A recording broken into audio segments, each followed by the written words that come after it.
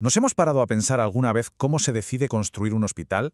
O, no sé, una nueva línea de metro. ¿O quién acaba suministrando los ordenadores a los colegios? Pues bueno, detrás de cada euro de dinero público que se gasta en España hay una ley fundamental, la Ley 9/2017 de Contratos del Sector Público. Hoy vamos a meternos de lleno en sus reglas para entender cómo funciona de verdad la maquinaria del Estado. Vale, esta es nuestra hoja de ruta. Empezaremos por el porqué de la ley. Luego veremos quiénes juegan en este tablero y a qué juegan. Seguiremos el viaje completo de un contrato, de principio a fin. Después, ojo, veremos que no todas las reglas son iguales para todos. Y para terminar, ¿qué pasa cuando hay disputas? Venga, empezamos por lo básico, por la pregunta fundamental. ¿Por qué hace falta una ley que parece tan compleja? Pues la respuesta en el fondo es bastante simple. Se trata de crear unas reglas del juego que sean claras y justas para todo el mundo cuando se usa dinero público. Y aquí está la pregunta del millón.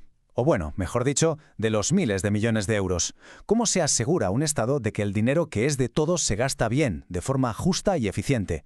Porque no se trata solo de gastar, ¿verdad? Se trata de invertir bien. Y la Ley 9/2017 es precisamente la herramienta diseñada para intentar conseguirlo. La respuesta a esa pregunta se basa en estos principios que vemos aquí. Por un lado, se busca la máxima apertura, que cualquiera pueda presentarse, que todo sea público y transparente y que se trate a todo el mundo por igual. Y por otro, se busca la eficiencia, proteger la libre competencia para conseguir la mejor oferta posible. Y esto es súper importante. La ley no busca la oferta más barata, sino la más ventajosa para la sociedad en su conjunto. Bien, con los principios ya claros, vamos a ver ahora quiénes son los protagonistas de todo esto. Es decir, quién contrata, quién compite y cuáles son exactamente esos premios que están en juego. Lo primero que hay que tener claro es que para esta ley no todo el sector público es lo mismo. La ley crea unas categorías muy específicas, y esto es clave, porque las reglas y las obligaciones cambian radicalmente según quién sea el que firma el contrato. Aquí están los tres grupos. En el centro de todo, el núcleo duro, están las administraciones públicas, el gobierno central, las comunidades, los ayuntamientos. Luego, en un círculo un poco más amplio, los poderes adjudicadores, que incluyen a las anteriores y a otras entidades como fundaciones públicas. Y finalmente, el resto del sector público, que serían, por ejemplo, las empresas públicas que compiten en el mercado. Entender esto es vital, porque el nivel de control y las reglas que se aplican a cada uno son muy diferentes. Y estos son los premios, los tipos de contratos por los que compiten las empresas. La ley los clasifica así. Puede ser desde construir una autovía, que es un contrato de obras, a explotarla, que sería una concesión de obras. O, por ejemplo, gestionar la limpieza de una ciudad, que es una concesión de servicios. O simplemente comprar material de oficina, que sería un suministro. Vale, ya conocemos a los actores y los premios. Ahora vamos a seguir el rastro del dinero. Todo contrato público, da igual lo grande o pequeño que sea, recorre un viaje que está perfectamente estructurado en 4 fases clave. Y la ley, por supuesto, supervisa cada una de ellas muy de cerca. Este es el ciclo de vida completo. A ver, todo empieza con la preparación. Aquí es donde la administración tiene que justificar por qué necesita ese contrato y define las reglas del juego en los famosos pliegos. La adjudicación es la competición en sí misma, donde se presentan las ofertas, se evalúan y se elige un ganador. Luego viene la ejecución, que es el momento de la verdad, cuando se hace el trabajo. Y por último, la extinción, cuando todo ha terminado y se cierran las cuentas. Como digo, la ley pone la lupa en cada uno de estos pasos. Y aquí es donde la cosa se pone interesante y un poco más compleja. No todos los contratos juegan en la misma liga, dependiendo de quién contrata, qué se contrata y, sobre todo, de cuánto dinero estemos hablando, las reglas del juego cambian por completo. Entramos en los 3 regímenes jurídicos.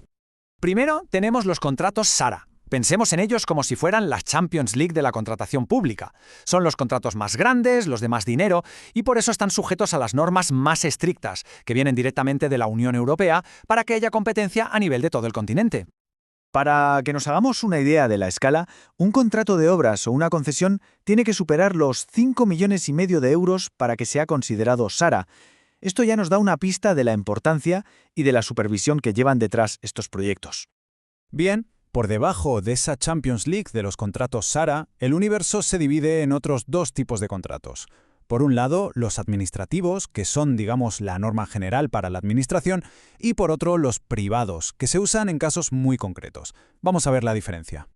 La clave para entender esta tabla está en a qué tribunales hay que ir si hay un problema. La regla general es, Si una administración pública firma un contrato típico de obras o servicios, es un contrato administrativo, y cualquier problema va a los tribunales de lo contencioso administrativo, que están especializados en el sector público. Pero si el contrato lo firma, por ejemplo, una empresa pública que compite en el mercado o es un contrato de servicios financieros, entonces se considera privado, y las disputas se resuelven en los tribunales civiles como si fuera un problema entre dos empresas normales. Los contratos SARA, por su parte, al ser tan importantes, siempre van por la vía de lo contencioso administrativo. ¿Y qué pasa si en mitad del partido uno de los jugadores cree que ha habido falta? Bueno, pues la ley tiene su propio árbitro, con un silbato muy potente para asegurarse de que hay juego limpio antes de que el resultado sea definitivo. Ese árbitro es el recurso especial. Es un mecanismo absolutamente fundamental. ¿Por qué? Porque es una vía súper rápida para poder protestar por una decisión que se considere injusta antes de que el contrato se firme. Porque claro, una vez firmado, ya es muy difícil dar marcha atrás. Es una garantía de control casi en tiempo real. Pero ojo, este recurso no se puede usar siempre. Está reservado para contratos que superan ciertos umbrales de dinero. Más de 3 millones de euros para obras y más de 100.000 para suministros y servicios. Y otro punto muy importante, quien decide sobre el recurso no es la misma administración que ha convocado la licitación, sino un tribunal administrativo independiente, lo que, en teoría, garantiza su imparcialidad. En definitiva, al final del día, toda esta estructura tan compleja, con sus principios, sus actores, sus fases y sus controles, persigue un doble objetivo. Por un lado, proteger el dinero público y asegurarse de que se gasta de la forma más eficiente posible, y por otro, crear un mercado de competencia que sea justo y abierto para todas las empresas. Y esto nos deja con la gran pregunta. El sistema busca ser justo, transparente, robusto. Pero, ¿tanta supervisión, tantas reglas no frenan la agilidad? ¿Este laberinto de normas permite de verdad que las pequeñas y medianas empresas puedan competir? ¿O es un campo de juego pensado solo para los más grandes? Encontrar ese equilibrio perfecto es, sin duda, el debate constante que rodea esta ley.